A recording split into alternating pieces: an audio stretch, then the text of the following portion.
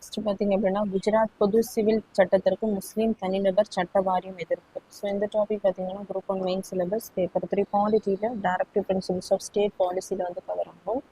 So directive principles of state policy பார்த்தீங்க அப்படின்னா article 44 uniform civil கோடை வந்து நாடெங்கிலும் நடைமுறைப்படுத்த வேண்டும் அப்படின்னு சொல்லக்கூடியது ஆர்டிகல் 44. ஸோ அதன் அடிப்படையில் பார்த்தீங்கன்னா முதலாக 2025ஆம் ஆண்டு வந்து உத்தராகண்ட் மாநிலத்தில் யூனிஃபார்ம் சிவில் கோடை வந்து கொண்டு வந்திருப்பாங்க. ஸோ இப்போ அடுத்தபடியாக பார்த்தீங்கன்னா குஜராத் மாநிலத்திலையும் இதை வந்து நடைமுறைப்படுத்தியிருக்காங்க. ஸோ யூனிஃபார்ம் சிவில் கோடு அப்படிங்கிறது பார்த்தீங்க அப்படின்னா அனைத்து மதத்தினத்திற்கும் திருமணம், விவாகரத்து, அதே மாதிரி திருமணம் செய்யாமல் சேர்ந்து வாழ்வு தொடர்பான விதிகளுக்கெல்லாம் எல்லாரும் ஒரே மாதிரி தான். ஸோ இதுக்கு முன்னாடி பார்த்தீங்கன்னா ஹிந்துஸுக்கு தனியாக ஹிந்துஸ் மேரேஜ் ஆக்ட் இருந்திருக்கும், ப்ராப்பர்ட்டிஸுக்கு தனியாக இருந்திருக்கும், அதே மாதிரி கிறிஸ்டியன்ஸுக்கும் அதே மாதிரி தான்.